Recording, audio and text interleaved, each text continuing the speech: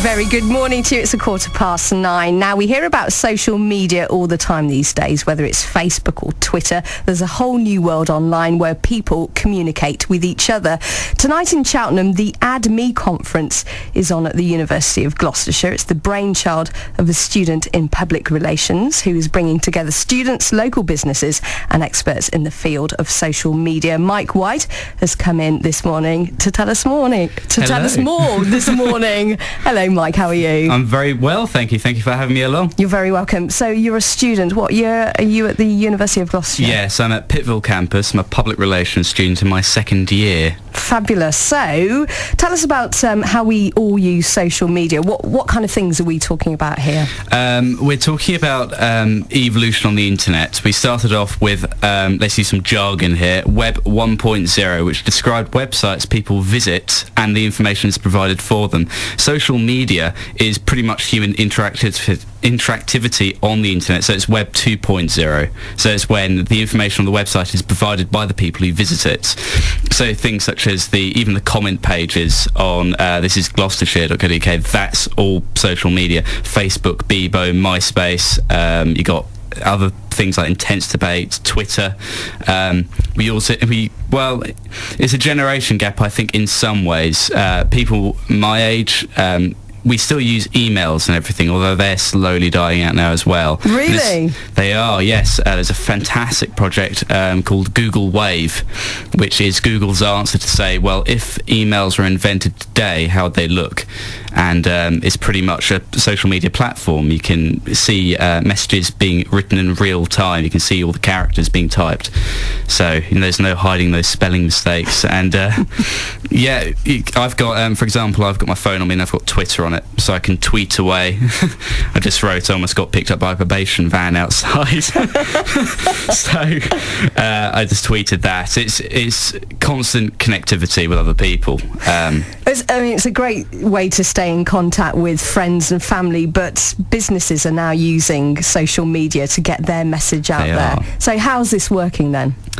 It's interesting. On Facebook, we're seeing you can set up groups and pages on Facebook. So Marmite, for example, might set up their own Marmite page, and all the fans of Marmite congregate on that page, and it gives a company a really good base to actually send out their messages. So for a PR perspective, we're moving online to social media, and it's the same with everything. Radio as well, you're seeing the shift on that going to the internet. You're seeing journalism changing because of how do you make money when users provide online, which Rupert Murdoch's doing a lot about at the moment. So it's a fantastic way for companies actually to raise awareness. And there's the gap, well, can I sell as well? I worked on a magazine called Practical Reptile Keeping, and all of that was social media to actually launch the magazine, and we did that on Twitter, and we got a few thousand followers. So at the moment, is it free to send out these messages for businesses? Yes, it is. For businesses, people say social media is free, but it takes an awful lot of time to actually do social media. So because you have to set it all up, which is actually fairly straightforward, but then you have to monitor it 24/7. You have to see what people are saying. It's a good way for a company to see how a product's going.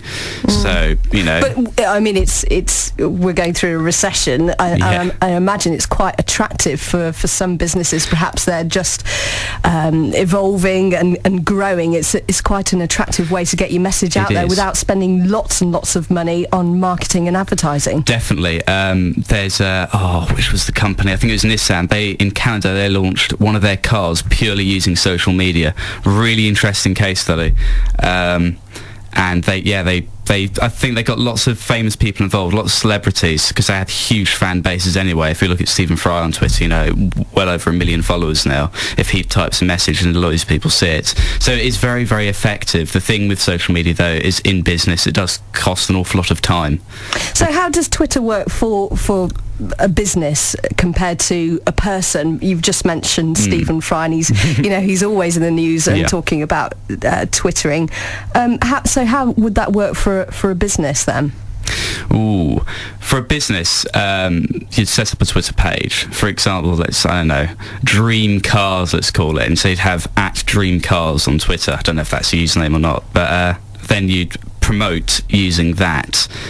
You might put out details of your cards. The thing about Twitter, though, it is meant to be a conversation, so you can reply people as well. For the University of Gloucestershire, for example, they're at Uni of Gloss on Twitter, and new students are coming in and saying, "Oh, I hope I get in." They're replying back and saying, "Good luck." So it's a really good way to stay connected with your customers. So that's what Twitter is, and the only thing is there's lots of ins and outs of it all. If you're a company looking at using social media, read the terms and conditions. Right. Well, these are some of the issues you're going to be talking about tonight at your AdMe conference. This is something that you've put on yourself, I take it. It is a brainchild. I've got a wonderful first-year student helping me out called Amy Gibson, and look at you delegating. I know I'm not very good at it, to be honest. But I've got some other students coming along to help me out. But the whole thing was set up by me. In fact, students have just helped me out as well. It's got, there's a huge base of skills and talents at the university. Why not use it? It's free. One of my friends, Chris Brightwell, designed all the graphics for the conference, which sort of branded it. And I had all sorts of companies coming to me saying, "Oh, this looks huge," and it is. It's growing, but the graphics really make it look something absolutely ginormous. But it's for me from the ground up. Is this something that you've had to do as part of your course, or you've done this off your own bat? I'm a member of the CIPR, which is the Chartered Institute of Public Relations, and I'm the representative for the University of Gloucestershire. So it's part of that role. Course-wise, no, this is completely extra and a bit hellish. I bet your tutors are very proud of you. Are. Very proud. So what can people learn tonight then? And we're talking about everybody. This is open to everybody. Yes, this is open to businesses, students, geeky individuals, of which I'm classed as one. You can learn about social media implementation. You can learn about case studies. It's where everyone comes to share all their knowledge together. One of the guys, Ted Phillips, coming down, he's involved in public relations. He's the only really pure PR person there, I think. But he's written 3 books on online public relations, which is really reputation management. So that is really, really effective. Who are your guest speakers tonight then? So we've got Dave Phillips, Alex Sass. He speaks at DigiTalks in Cheltenham, which is where all the geeky people congregate. It's really great. All these people are going to... I can't believe he's called me geeky. That's twice now. I like calling myself a geek. But he was named Best of British Entrepreneur by Attitude magazine, and he works at a PR agency in Cheltenham. Then there's a guy called Aaron Grimshaw coming down who does a lot of social media work in Cornwall. He's involved with Twestival, which is the Twitter charity festival that happens all over the UK. He's involved with Twestival in Cornwall. Really interesting guy. He's going to go over a lot of case studies this evening, and I've seen some of his talks on YouTube already, so it's going to be good. It's a great opportunity, I imagine, for businesses, small businesses, large businesses that are perhaps worried about being left behind, all these new technologies, and we've got people like yourself coming through the doors, and new talent, fresh talent, and it's a great opportunity to ask those questions, all those questions you want to know the answers to. It really is. As I said, it's a generation gap. I've spoken with journalists who say if you're studying public relations, you should spend a few years in journalism. But then that's sort of traditional journalism. You've got the press side of things, but actually, what about the online side of things? For people of my generation, it sort of becomes naturally. The first time I used a computer was when I was 5, so it was 1995. But I mean, journalists are using Twitter, and they're all catching on. Facebook for stories, finding stories. So it's a two-way street. It is. It's also possibly a gun to the head as well, because things like Jan Moir, when she wrote that controversial article, people on Twitter can go, "Oh, this is terrible," and so if a journalist has got bad sort of press on Twitter, then that does not work out in their favour at all usually.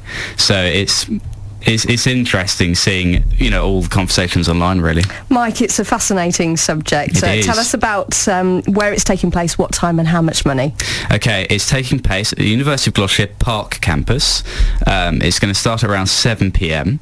and it's £5 to turn up. We're going to be doing on the door sales, and there's refreshments and it's all sorted out. Student bar. There is. Pound a pint. It's all going to be videoed as well. Fabulous. Well, I wish you the very best of luck. Thank you very much. And no doubt we'll be hearing about you again very soon. Fantastic. Cheers. Thank you. Thank Mike you. Wise.